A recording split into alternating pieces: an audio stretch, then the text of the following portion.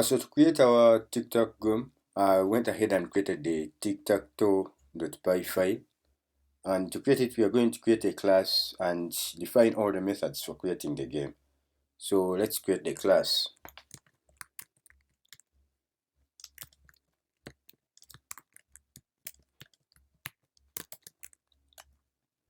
So we have our class Tic Tac Toe, and then we create the init method as our constructor, and we define the board as an instance variable. So that's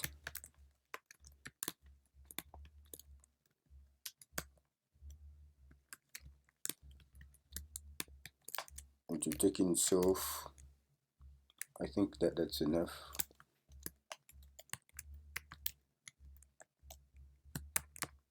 We shall have the board variable, which at first will be an empty array.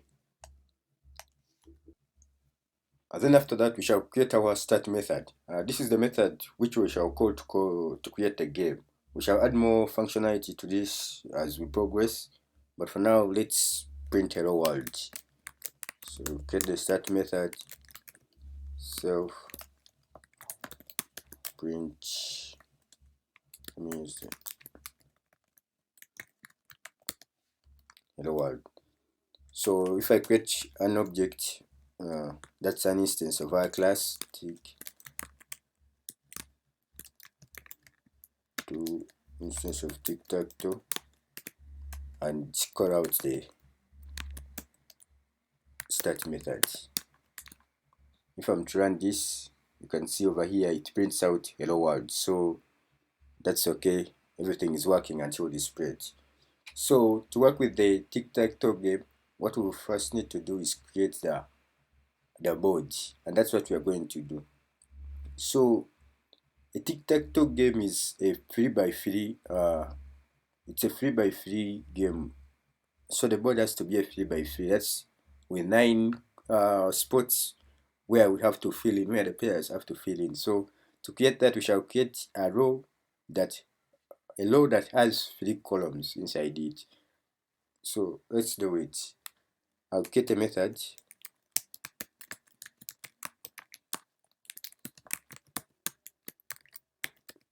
board which loops through I in range 3. The reason why I'm going with 3, it's a free row. We want 3 rows, and it will, since it starts from 0, that will be 0, 1, 2. 3 is excluded. And then every time I'm looping, I create an empty row. And then for G on the stage loop, still 3, because still I want 3 columns. I'll be appending this to the row. So I'll say row dot append. For now, let's append the minus, but we shall change that as we continue. So after that, after creating all this, I want to append the row that I've created. That's self.board.append the row. I think that's okay. So we have done it, but when I run the game, nothing happens, and that's because we are not showing the board. Even if I do call it in the start method, nothing still happens because we are not showing the board. So we are going to create our next method, which is to show the board on the terminal. So to create a show board method, we shall loop through every item in the board and display every row in the board and display its item. So that's, if I have, let me call it show board. So for every row that is in the self.board, our board, for every row I want to display every item that's in it. So I would say, let me use the index for I. No, this keep popping up. So for I in length of row, I would want to print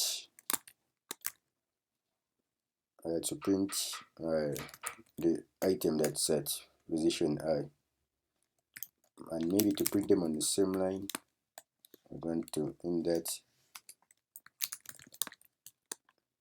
Then to separate the rows, the different rows, I will have to print out something empty. So if I run this, I have to first call it here. So if I run that, we're able to see now we have 4 rows that have 4 we have 3 rows that have 3 columns, and we shall take these as our spots that will be filled. So maybe to make it better and show these columns better, we shall change some things in our show board method. But this is it. This is the game. Let's do that. So let's make some changes to our showboard method. First, we would want to print the lines that the user would see. So for every row, I'll come out here and print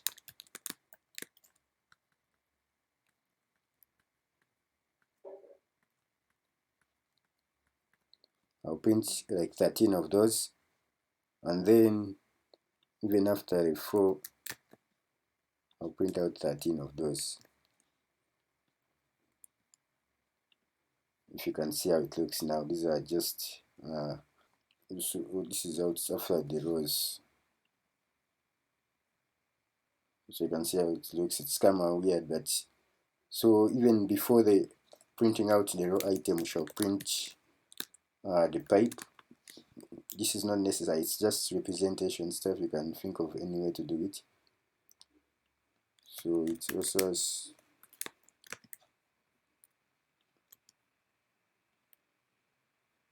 so you see it, and then another, this will be only, these are the last pipes. They are only presented if it is the last item in the row. So we shall have to check if I is equal to, so we know that the last item is 2, then print out another pipe, and you know this is the end, so it can be the end of the line. So let's see if you can go ahead and remove this. That's it. Maybe this last one is not needed, the last one, and we can change our item to a blank space, since now we have boxes to represent. So this is our board. These are the 3 columns that the 2 users will be using, and these are the rows. So we want to display a string over here that indicates the player who is playing, and at least for the first time this must be generated randomly. So we are going to create a method to get the first player randomly, and then display what he has played. So maybe let's first create the generate first player. Let's call it generate first player, and its work is to, if I could import here, let me just import random int from random. They call it let's just import the whole module, import random. So we have imported the random module. So here it should return either, so we want it to randomly return an integer between 0 and 1. Okay, included, that's 0 and 1. It either returns a 0 or a 1. So that would be it for our method. So inside here, I'll define a new variable, that's player, and I'll say it will equal to x if the generated first player,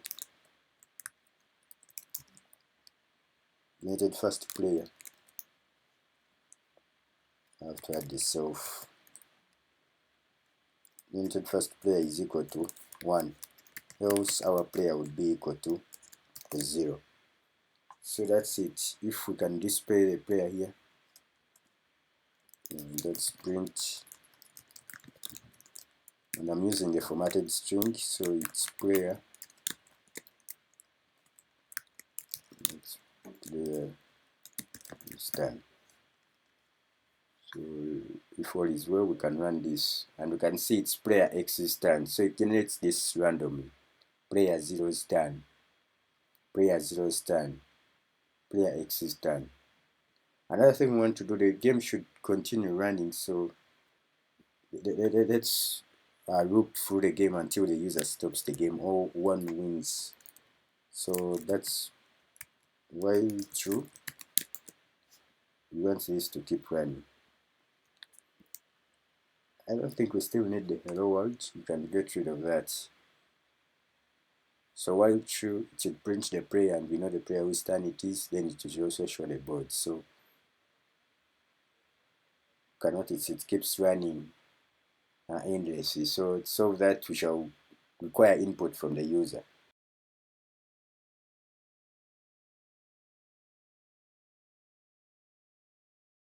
Stop it here. So to get player's input, we shall want the player to enter in the row and the column. So the most easiest way to do that, still this will be inside the while true loop. That will be row is equal to, so input enter row. That's input enter row, and this would return a string, so you can reverse it to an integer. That's the same thing for the column.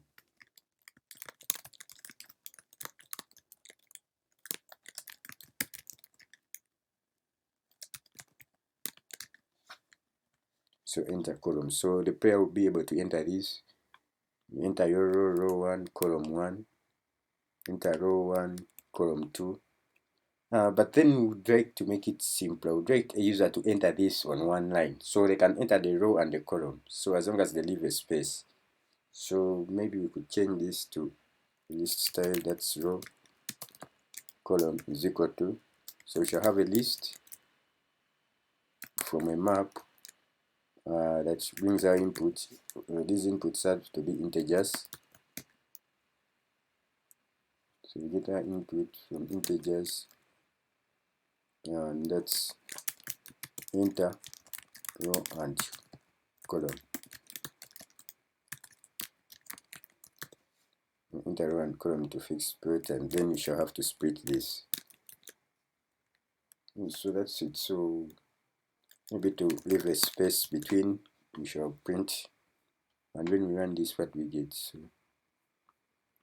So we get enter row and column to fix spot. So enter my row is 1, my column is 2, my row is 2, my column is 3. What will true and trace back? Enter now for is did I press enter? So 1, 2, 3, 2.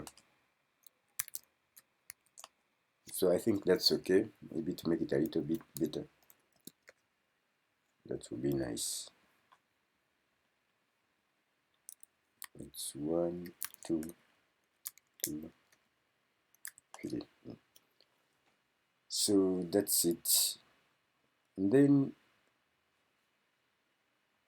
there's something you're noticing, that player 0 plays his move. That's 1, 2. After he plays again, it's him that's called back to play. So we would want to swap these players. After player 0, I would want to swap and see it's player X's turn up here. So let's work on that. To swap the players, what actually we are doing, we are creating a method that takes in the current player, then returns his opposition. So to be like player equal to swap, let's self that swap. We shall create this method in a minute. Swap player, and takes in the player, that's the current player. If it is 0, it returns, it takes in 0, then should return X. So it takes in the player, swaps the player, and let's create that method. So if I come up here, that's outside the start method, and final function swap method swap player, and this time it takes in another argument, that's player. Then it returns, I want it to return x if player is equal to 0, else it should just return 0. So this is what essentially it does. It takes in the current player. If the player is x currently, it will return x. If the player is 0, if the player is x, it will return 0. If the player is 0, it will return x. So that's what I expect it to do. Let's run the game and see.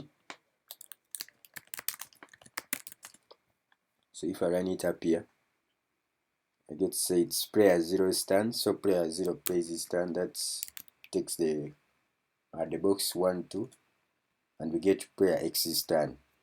Plays and continues and continues. So another thing, we are playing out all this, but we are not seeing it. So we have to create a method that whenever a user enters the position, those are the index of the box they want to fill in, we have to show their moves. So we can create a fix spot method and do this. Let's do that. We shall create a method fix spot played,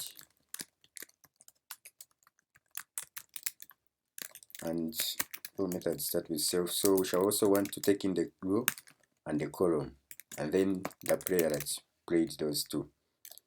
So row, column, and player. So after that, we would want to get our board, that's the board we created at first, and then at its position, that's at row, at the row the users entered in and the column, we would want to replace that to a player.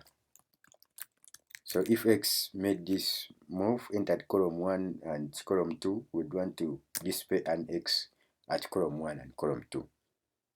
So that's it for the fixed spot. Let's call it in the start method.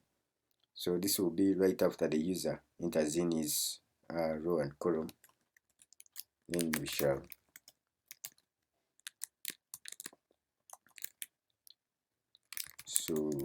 takes in the row and the column and the player that has done this.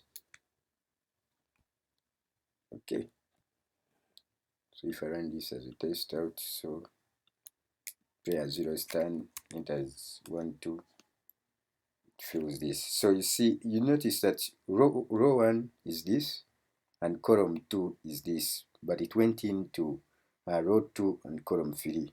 That's because our user enters in values from 1 and our array is 0 indexed. So to help up the user, we have to keep them at to subtract 1 on the rows and columns the users entered. So that's if our user enters row 1, column 1, we get to see where they have entered it. So x goes to row 1, column 2, 0 sides, row 1, column 3. Of course, this is not the right way to play. That's just playing to show something. We all keep playing in linear order. And so that's it. That's a game that is finished. Now you see that all the boxes on our board are fixed, but the game still continues to play. And this is not okay. This should be a draw. So we want to create a method that checks if the board has been filled up, and if yes, yeah, it tells the user that this is a draw. Let's create that method. To check if the board is filled, that is board filled.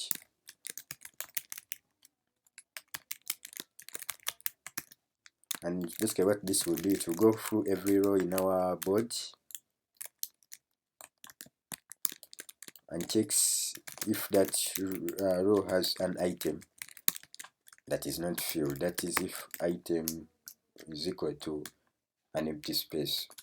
Let me use the double quotes just for preference, and that's it. So if it is equal to an empty field, then we shall return false. That means there is a spot to play and it's not filled.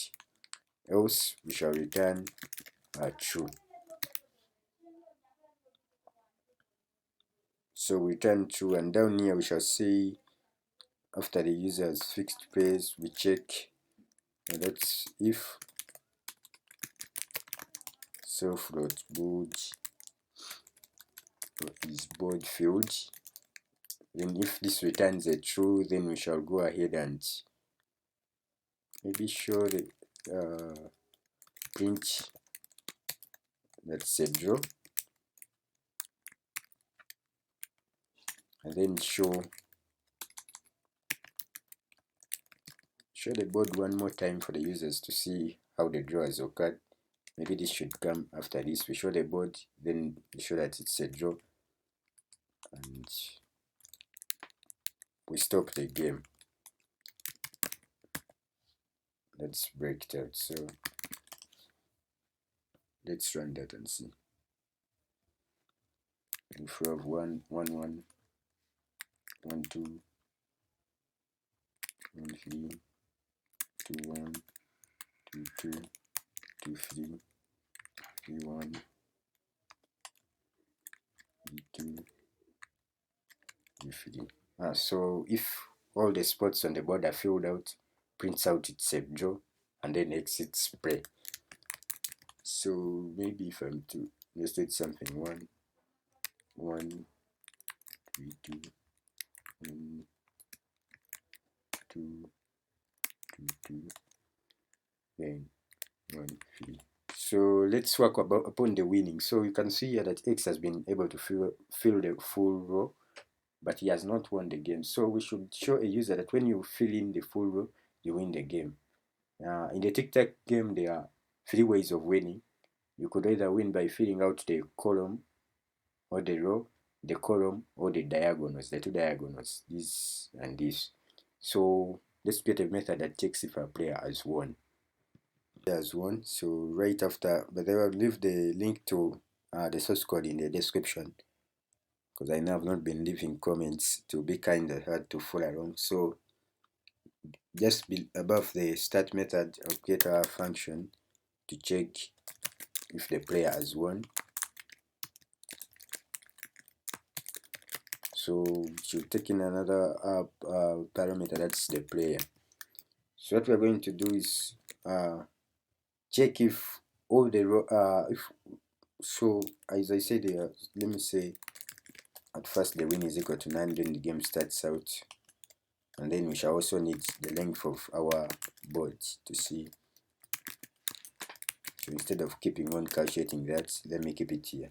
So we say there are 3 ways of winning, and one of them was checking the rows. So let's check the rows first. So a player to win the rows, the columns in a row 0 must be filled by that player. The columns in the row 1 must be filled by that player. So what do we need to do? We need to first get the column. Is the column 0? Is it 1? Or is it 3? Then after that, we check the columns in that row. If there is any column in that row that is filled by a player that's not our player, then that should be false. But if there is none and they are all filled by the player, then that's a win. So let's do that. So first, to get the row, which exact row?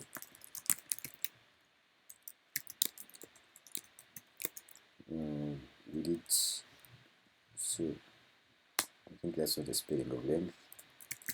So we can, I don't know why I keep adding the B. So after getting the row, we get the columns in that row, which are represented by the J. Still in our length. I did define the length up there, so and then I'll check if that's from our board. I'll check if all the rows that are in that column I, if let me say it is 0, all the rows that are J, that's J is 0, J is 1, J is 2. If they are not, if there is 1 that's not equal to the player, this must have been an if statement. If there is 1 that's not equal to the player, if there is 1 that's not equal to the player, then I'll definitely return false.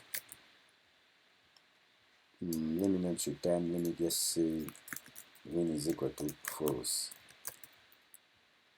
So I even break from that. There's no need of continuing to check the others. If it's the first column that's not filled, no need of checking the last columns. But if we still have a win, then we should return the win. That's if win is equal to true. So I think this is okay to run. So you can check by playing out the rows. Oh, we didn't call it in the start method. So after checking all these fixing spots, we shall come here. I think it's even come before that. We have to check if this player win, and if this is true, we have to pass in the player. And if this is true, if it is true, then we shall print. Then use a formatted string because we have to know the player that has won. Let's player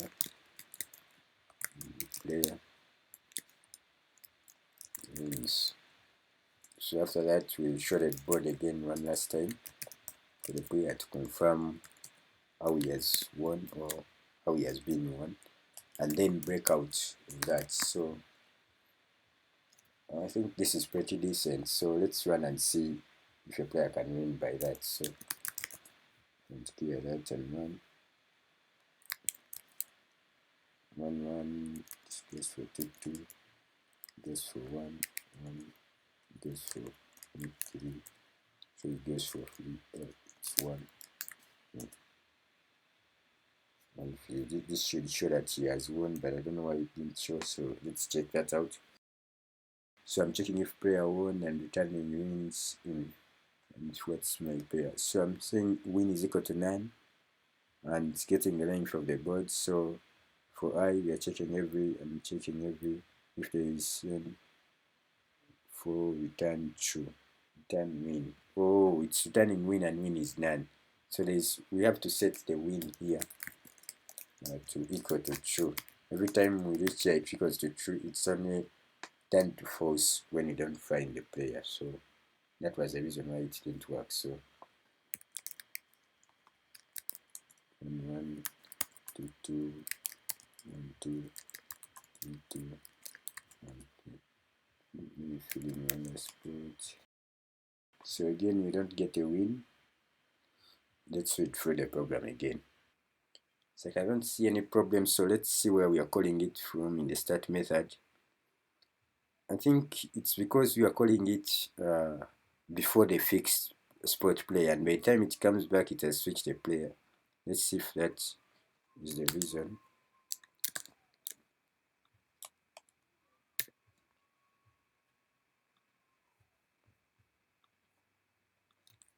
We have 1-1, so this goes for 2-2, 1-2,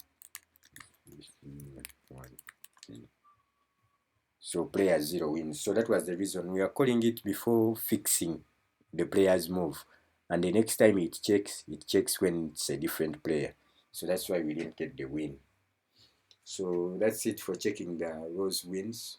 We're able to find the rows. So let's work on checking the column wins if a person wins vertically.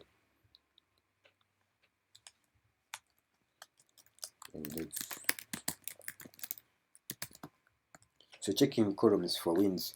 So it's the same thing with checking rows, but the difference is that now we are working with one column, so it's the column that is not changing. So the column would turn into our I, and the row would turn into our J, because the row will keep changing. So I can just copy this, place it here, and just switch this, make this a J, make this the I. So when we reach at a column, for column I is 0, so 0 will be constant and J would keep changing. Change J to 0, 1, 0, 0, J changes to 1, 1, 0, J changes to 2, 2, 0. Then we go to I is equal to 1, that's 1, so 0, 1, 1, 1, 2, 1. So that's the whole gist. So let's run it again and check if we had 1, 2. X went for that, went for 2, 2, and X went for, you say 2, 3, then you add 3, 2. So player X wins. So we are done with the rows and the columns. So one that will be a bit different is checking for a win in the diagonals.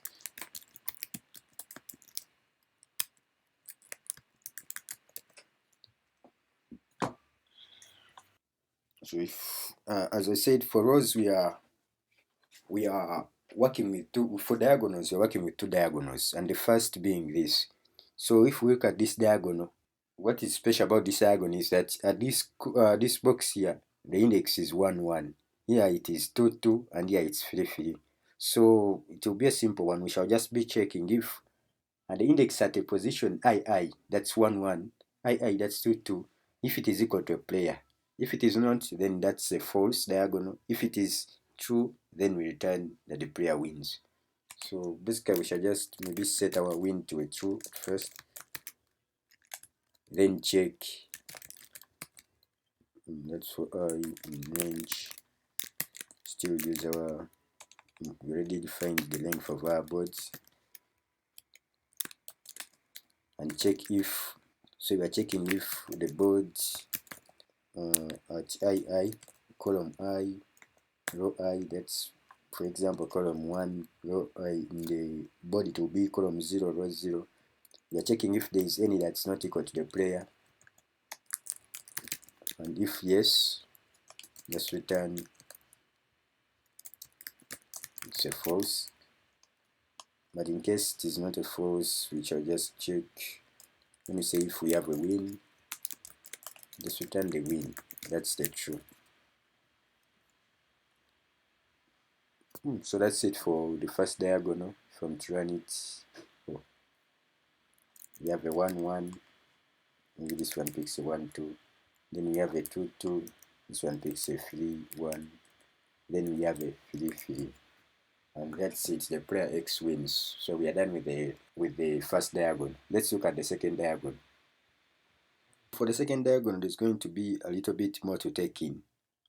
So if I'm to use the board index, just starting with 0, this is row 0 and then column 3. So this is 0 0 2. This would be 1 1, and this would be 1 2. That's the array indexing starting from 0. So if you look at here, we have the row is 0 and the column is 3, so 0 2, and it's 2. When you look at this 2, and then we get the length of our board, that's 3. So if we get 3 minus the row 3 minus 1, which is 2, then 2 minus the current row we are at, which is at 0. So 2 minus 0, we get 2. So that's how we get the row that is 0, and we get the column that is 2. And here we can see the same thing. The length of our board here it's 3, and that's 3 minus minus 1, that's 2. Then 2 minus, I should probably stop saying 3 minus 1, that's 2, because 2 is a constant. And that's 2 minus I, which is I is 1 in this case, then equal to 1. That's how we get the column 1. So it may not make sense, but let's just write the code and see what I'm trying to mean. So we shall work from here again.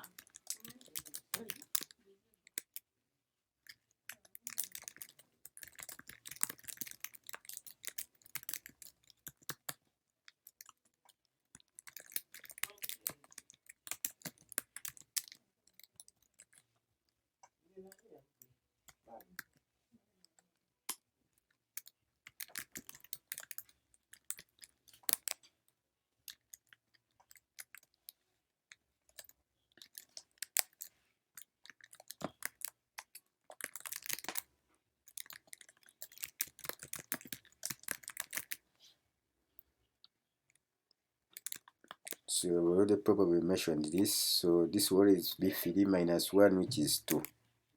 Let's work on that. So let's run that and see. If we get a 1 3, this one gets a 1 2. When he gets a 2, that's 2.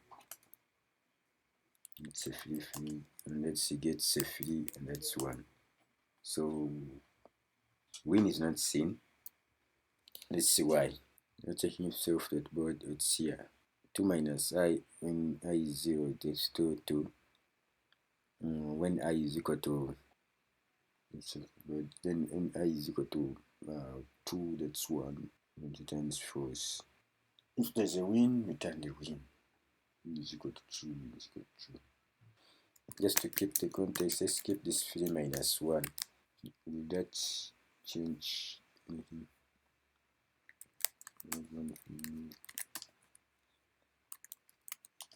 Then I have 3, 1. That does not change. Oh, maybe we didn't have to return from here. That's one of the problems. We have to keep it. We don't have to return from here. We have to keep it at end and just break out.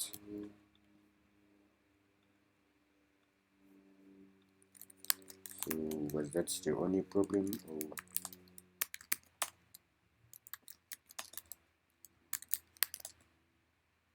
so that sensation is the only problem. So we're checking if, let's make it explicit that our length is 3 and this is 2. So we check for 2 is equal to brainstorm. This is the beats.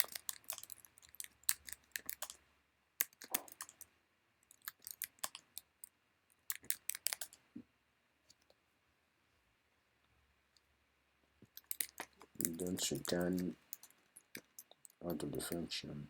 Let's throw some break. Because if this returns, this won't execute. Was that the only problem?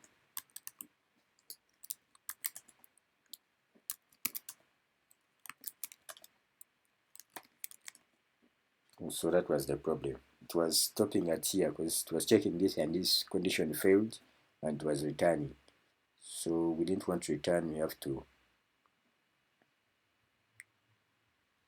don't want to return, we have to keep checking. So I guess that's it, that's pretty much it. So let me try running out the game and see if there's an instance where it's not working out.